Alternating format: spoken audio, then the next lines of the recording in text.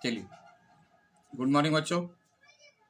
चलिए आइए आज हम लोग पढ़ते हैं लघु भारत, है ना, जो रामधारी सिंह दिनकर के द्वारा लिखा गया यात्रा वृत्तांत है। यात्रा वृत्तांत का अर्थ होता है कि जब कोई व्यक्ति कहीं जाते हैं, वहाँ जो कुछ भी देखते हैं, समझते हैं, उनके बारे में कुछ लिखना, यानी ट्रैवल पर है। वहाँ उन्होंने जो जो कुछ देखा समझा वो हम पाठकों से शेयर करते हैं। तो दिनकर जी की रचना लघु भारत आज हम लोग देखेंगे।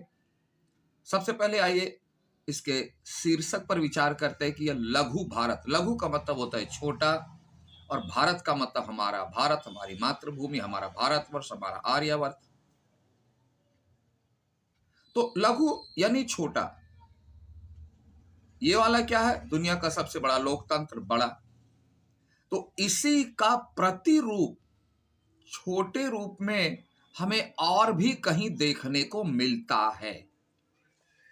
हम लोग क्या करते हैं, किसी भी धारणा को घर बैठे सोच सोच कर करके समझ लेते हैं, बना लेते हैं, निर्णय दे देते हैं, इसलिए उसमें सच्चाई की कमी आ जाती है। सच्चाई तब पूरी की पूरी सामने आती है जब हम चारों तरफ से, हर दृष्टिकोण से उस पर विचार करते हैं, लाभ हानि पर विचार करते हैं, इधर उधर देखते हैं, घूमते हैं, समझते हैं, तुलना करते हैं, तब हमें वास्तविकता का परिचय मिलता है। तो यहां लघु भारत यानी हमारे भारत के जैसा एक और भी भारत है, छोटा सा, जो है तो विदेश, लेकिन हमारी पूरी की पूरी भारत की छाप, भारत की मिट्टी की गंध उसमें मिलती है। इसलिए उन्होंने शीर्षक दिया लघु भारत। और इसमें है क्या कि प्रस्तुत पाठ एक यात्रा वृत्तांत। मैंने पहले कहा यात्रा वृत्तांत मतलब यात्रा, ट्रेवल, टूर पर गए हैं लेखक, और जहां गए हैं, कैसे गए हैं, जहां गए हैं, उसके बारे में बहुत सारी बातें हैं जो हिंदी के प्रमुख साहित्यकार रामधारी सिंह दिनकर द्वारा लिखा गया। देखना तुम लोग, रचना में स्त्रीलिंग पुल्लिंग को, तो यात्रा वृत्तांत है, पुल्लिंग इसलिए लिखा गया। इसमें उन्होंने नैरोबी के जंगलों, नैरोबी भी रुके थे वहां, और मॉरिशस की यात्रा को वर्णित किया है। यानी नैरोबी का जंगल, वहां भी रुके, तो उसके बाद वहां से फिर वह गए मॉरिशस। यानी हम लोग घर बैठे मॉरिशस की यात्रा करते हैं।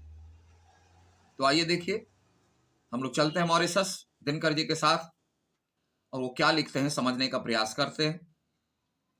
मॉरिशस वह देश है जिसका कोई भी हिस्सा समुद्र से 15 मील से ज्यादा दूर नहीं। कोई भी हिस्सा, यानी वह जो देश है वह समुद्र से अगर केंद्र में भी आ जाए या इस छोर से उस छोर जाए तो 15 मील से ज्यादा दूर नहीं। तो सोच लीजिए समुद्र के कितने करीब है वह देश, और चारों तरफ लगभग समुद्र सा है, गिरा हुआ द्वीप किस्म का। मॉरिशस वह देश है, फिर दोबारा रिपीट देखिए, जहां की जनसंख्या के 67%, 67 मतलब 67 लोग भारतीय मूल के हैं। भारतीय मूल का मतलब हुआ कि उनके पूर्वज भारत के थे। मॉरिशस वह देश है जिसकी राजधानी पोर्ट लुई की गलियों के नाम, लेन, मोहल्ला जिसको बोलते हो, ये मोहल्ला वो मोहल्ला के नाम क्या है? कलकत्ता, जो आज कोलकाता कहते हैं। देखिए वहां कलकत्ता हमारे यहाँ इस भारत में, लेकिन वहां भी गलियों का नाम में कोलकाता है, मद्रास, हैदराबाद और बंबई, जिसे आज हम मुंबई कहते हैं। तो नाम से भी याद हो जाता है ये तो भारत में है, यहां भी है, तो भारत की याद आएगी।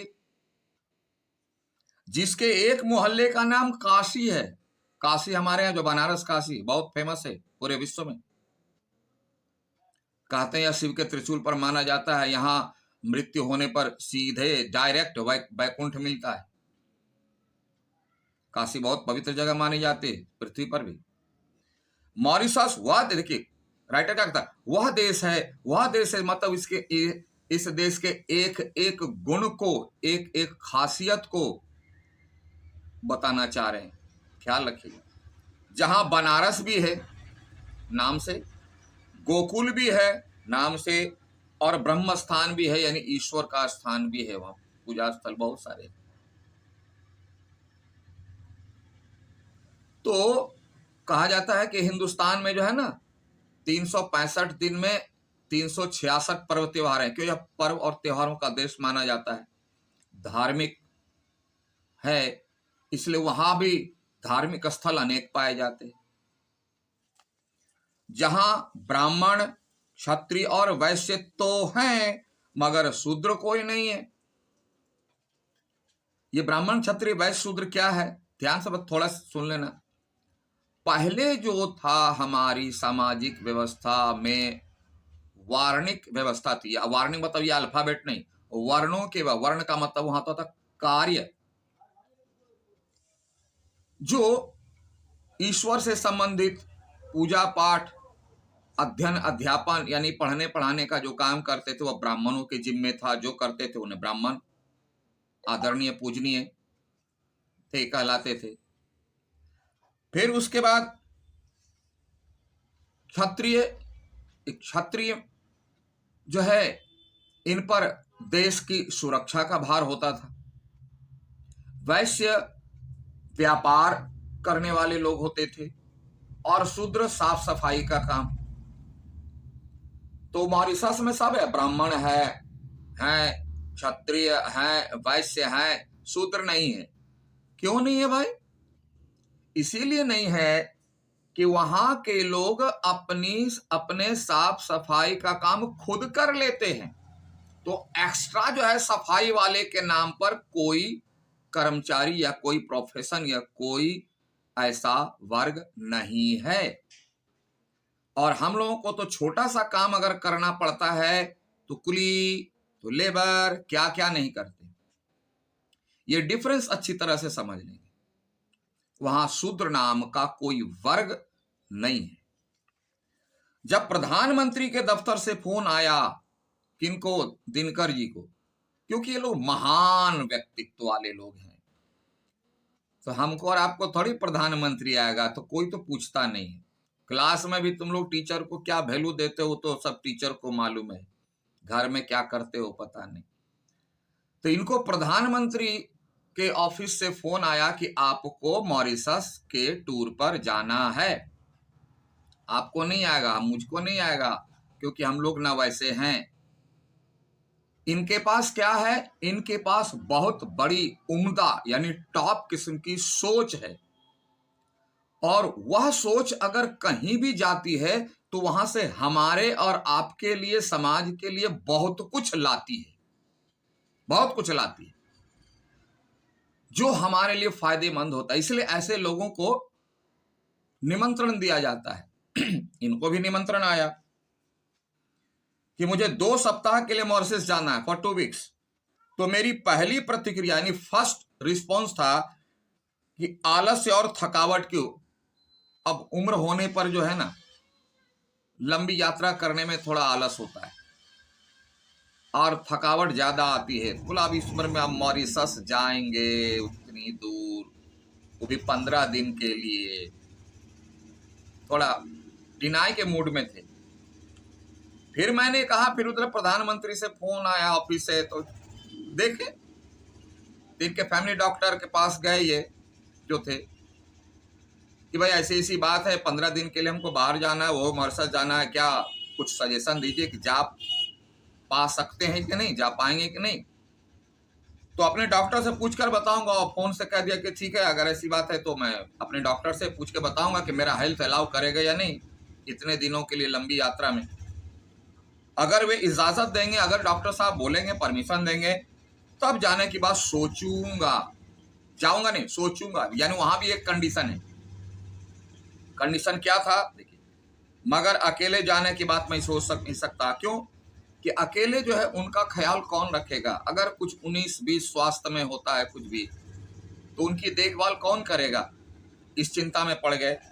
आपको मेरी पसंद का एक साथी जरूर देना होगा। बोले भैया मेरे मित्र को जाने का परमिशन आपको देना पड़ेगा। आप ऑफिस से कोई आदमी दे दीजिएगा तो मैं उसे स्वीकार नहीं करूंगा। मुझे अपने मित्र का चयन करने देना होगा, क्योंकि मेरा मित्र सबसे अच्छा कौन है, मेरी सहायता मेरी देखभाल कौन कर सकता अच्छी तरह से, ये तो वही जानेगा ना जिनके मित्र हैं, दूसरा तो कोई जान नहीं सकेगा।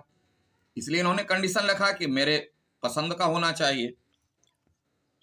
डॉक्टर के पास गए, डॉक्टर साहब बोले आप कमजोर जरूर हैं। बोले हाँ आप वीक हैं, मगर डॉक्टरी कारणों से आपको सफर पर निकलने से रोक नहीं सकता, क्योंकि आप ऐसे व्यक्तित्व वाले हैं कि ऐसा कोई डॉक्टरी प्रॉब्लम, फिजिकली प्रॉब्लम नहीं है कि आपको अच्छी जगह जाने के लिए मैं रोक दूं और उससे जो हमें लाभ मिलने वाला है या समाज को मिलने वाला है उससे वंचित रह जाए। नहीं, ऐसी तबीयत खराब नहीं, आप जा सकते। इस प्रकार निश्चित हुआ था, फाइनल हो गया कि मैं अकेला नहीं, हिंदी के यशस्वी कवि डॉक्टर शिवमंगल सिंह सुमन के साथ यात्रा करूंगा। आपको पता है उनकी कविता पढ़ चुके हैं हम लोग, है ना। स्टार्ट यात्रा। अब ये यात्रा कैसे कैसे कहाँ करते हैं, अब यात्रा सुन लीजिए। यात्रा पर मैं दिल्ली से 15 जुलाई को दिल्ली से निकल गए, फिर मुंबई में रुके, मुंबई से 16 जुलाई को उसके बाद नैरोबी पहुंचे, नैरोबी का आनंद लिए और फिर 17 जुलाई को मॉरिशस के लिए रवाना हो गए। यानी वहां कितने बजे? 17 जुलाई को मॉरिशस से निकले, नैरोबी से 17 जुलाई को मॉरिशस के लिए, तो 16 जुलाई को निकले मुंबई से, 16 को निकले, नैरोबी पहुंचे 17, वहां पहुंचे 18 को। विदेशों की यात्रा मैंने काफी की है कि ये लोग बड़े लोग हैं, यात्रा तो होती रहती है इनकी। और जब भी अवसर अनुकूल है, यानी जब भी अवसर यानी मौका हमारे फेवर में रहा, हमारे अनुकूल यानी हम जैसा चाह रहे थे सुटेबल वैसा मिला, तो मैंने दुनिया की और हवाई सेवाओं को छोड़कर एयर इंडिया को पसंद किया, विदेशी नहीं। क्योंकि इनको पता है आपको कि पिछले क्लास में भी इंट्रोडक्शन लाइन में बताए थे कि इनको राष्ट्र कवि की पदवी मिली, क्योंकि ये राष्ट्र के प्रति बिल्कुल समर्पित थे 100%। तो इसका प्रमाण है कि वो जब भी इनको मौका मिलता था एयर इंडिया से, अब बिल्कुल है नहीं, अवेलेबल नहीं है, तब क्या करेंगे, लेकिन अगर है तो किसी भी हालत में वो एयर इंडिया यानी अपने भारत की हवाई जहाज से ही जाते थे। सच पूछिए तो अपने देश की 2-4 चीजों का मुझे बड़ा ही गर्व है, प्राउड फील होता है। अब किसको किसको फील होता है या नहीं होता है, या आप अच्छी तरह से जानते हो, कभी भी सोच लोगे या देख लोगे या सुनने को मिल जाएगा। मैं निश्चय पूर्वक मानता हूं कि संस्कृति की जो विरासत भारत के पास, यानी हमारा जो हिंदुस्तानी कल्चर है, हिंदुस्तानी संस्कृति है, भारतीय संस्कृति है, वैसी विरासत किसी और देश के पास नहीं। विरासत मतलब जो हमारे पूर्वजों के द्वारा हमें मिला है, सोच, स्वभाव, जीने की दिशा, कार्य करने का तरीका, जो भी हमें मिला है, इन सब का मिला जुला रूप जो है संस्कृति कहलाता है। तो हमारे पूर्वजों के द्वारा मिला, वही कहा कि और किसी देश के पास नहीं है, मतलब सिर्फ भारत में, भारतीय संस्कृति में उसी दृढ़ता के साथ, यानी उसी कॉन्फिडेंट के साथ, उसी मजबूती के साथ मैं यह भी मानता हूं कि जैसी सेवा एयर इंडिया की है, यानी भारतीय हवाई जहाज का की जो हॉस्पिटलिटी है, जो सेवा है, वैसी सेवा दुनिया की किसी और कंपनी की नहीं है, किसी दुनिया की कंपनी की नहीं। यहां भी वही बात, यानी यहां भी सबसे अच्छी, हमारी संस्कृति भी सबसे अच्छी, और संस्कृति क्यों ना हो, लाख कोशिश करने लोग या बाहर से आलोचना करने देखने को मिले, लेकिन अंततः परिणाम यही होता है, सच्चाई यही है कि हम लोग सबसे अच्छे हैं, यहाँ के लोग सबसे अच्छे। ठीक है, तो फिर इसके बाद हम लोग अगले वीडियो में देखते हैं। तब तक ध्यान दीजिए। Thank you, have a nice day.